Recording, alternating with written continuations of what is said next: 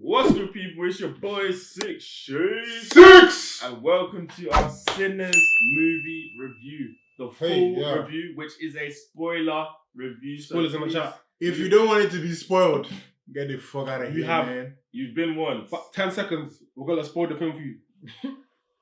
Everyone dies. We've been gone a long time. We back now. You twins? Nah, we cousins. Damn. Villain. Okay, cool. This was a movie based in I think it was the 1930s, Mississippi, from what I've heard. The South. Yeah, I mean, a predominantly black cast. Obviously, that was kind of like a representation of, good and evil in a way, in a racial kind of depiction, that's the word. So yeah, started off in the church, and obviously the pastor's son has walked in, and you just see loads of scarring and loads of blood and torn up clothes. So you're wondering, what the fuck's just happened? And then obviously rewind into the past, and boom, you get the full movie just like that. But do you want to kick off I liked it. I think for me personally, I'm not gonna make it too long-winded, but my big takeaway, like I said on the TikTok, get on that as well. I did like the music switches in terms of culture, traditional dances. I did like that aspect of it. And yeah, just seeing how like different races kind of just came together within one scene. Yeah, I think that was probably one of my big takeaways from that. And yeah, I think I'm gonna leave it there because I want to have my review in terms of my ratings later. I really liked the way the film was shot. I've heard it with... Fucking hell. Shit. There was a lot of scenes, there's a lot to unpack, but I'm just gonna keep it short. I really liked the way the film was shot. There was a lot of times when the camera will stay on a character just to move. You can really leave that and just change to another angle, but he focused on I think he probably did a dolly, but he just kept the movement there. I think they used like an old camera, like one of the old style cameras, and I think that really messed well with the fact that it was back in the past. Yeah. I think the 1930s, it was like a good juxtaposition from the fact that black people were free, but not everywhere. Not everywhere, yeah. Not everywhere were they really free. No. And then you still had the clan. You still had the fact that they were, you know what I mean, they were being abused and stuff like that. So it's like they still couldn't get a leg up. They had to do what they had to do to get into that position. Yeah, I think one of my favorite shots was actually through the cotton field when they were in the car, just like driving through, and then you zoom in on all three or all four characters in the car, vibing, singing, and all that. Yeah, it was a lovely shot, that one. But then obviously you get the exact opposite of that when you see all of the other people, black people that are slaves, and they're working in the fields. It was an interesting oxymoron, I guess. On that note, there was one scene I really liked when they were driving to the establishment, innit? It was when they got the harmonica guy, what his name? But then he saw the guys he knew in it.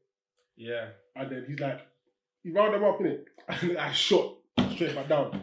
And sometimes I think, not to make this fully racial, even though this one's fully racial, it feels like you round up and then back down, Yeah. No, but I feel like I don't really see a lot of movies where like you get different races in a whole scene, where it's just normally like when you see movies like this where it's like they show cotton fields and it's just strictly black people in it. So I'm just seeing like different races in there. I'm like, okay, cool. This is Asians.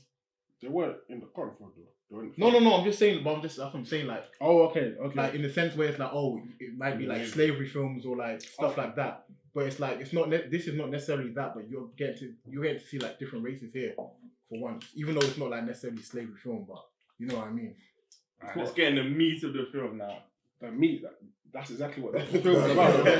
That's about the big pork. In the meat of the film. So when obviously everyone's dancing, singing, enjoying their time, that was also a beautiful scene, as he was saying, like the difference in music and culture. The only good time there was the only good time. Boy, does it take a turn Obviously, before that happens, you're introduced to the vampire character.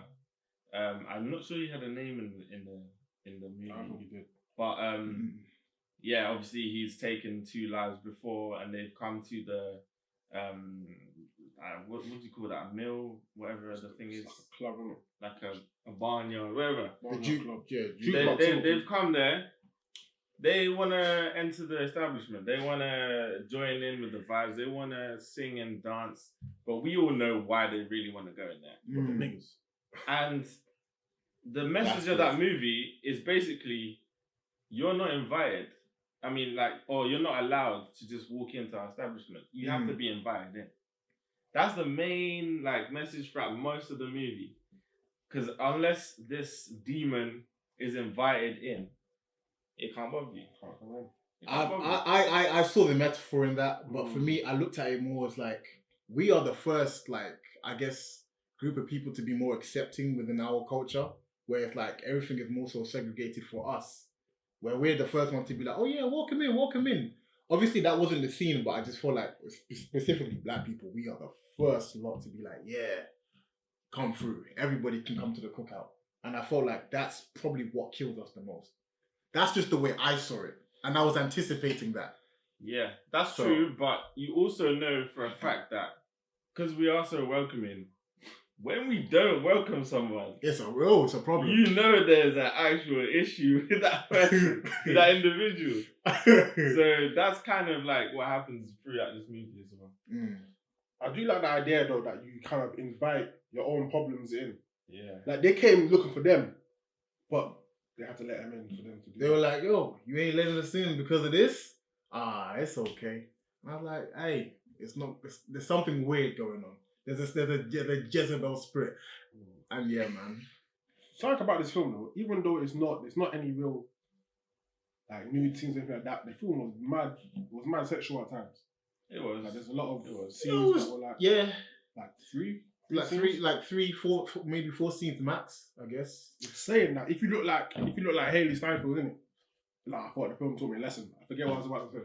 Even just the fact that the vampires, they were kind of sexual in a way because of the way they were just dribbling and even when it wasn't supposed to be that, it was very, I guess, graphic, very I don't know. In the words of Shannon Sharp, innit, don't take that whip. Shannon Sharp, man, you see, you need Shannon Sharp. You need to watch Sinners because he was definitely letting her spit in her mouth. Of course, there's a whole man. I got to cut that out of it. No, you can keep this one in. Shannon Sharp, you definitely need to watch this movie. You got 19-year-olds making you do apology videos. So if you take a look at this movie, then your life might be a little bit different. Yeah, man. Going back to the film, go to the end scene in it where everything's happened. So they realize it's vampires. The vampire was let in. She bit the twins. I want to talk about the twins. That dynamic between them was really good. It was so good. It was amazing. Yeah. I knew Michael B. Jordan was not a twin, but there's a point in the film where oh shit, this is. It felt you know what I mean? I like the fact that we know, obviously common sense will tell us, but you're able to just act out that character so well. When my brother got that hurt, killed, it hurt so in me. When my brother got killed, you can see, bro, because the whole film was shaking, but especially then, it was he couldn't, he really couldn't deal with it, and it was a really good scene. I really liked the actress, how do you say her name, Wumi? Wumi. She was really good. She was really the whole film. She was good. She felt very, they had a child that passed away. And throughout the whole film, she felt like a leader, motherly. Yeah. And she was really. Hey, she was giving a woman king vibes. I won't lie. If you see that movie, she was giving them kind of vibes.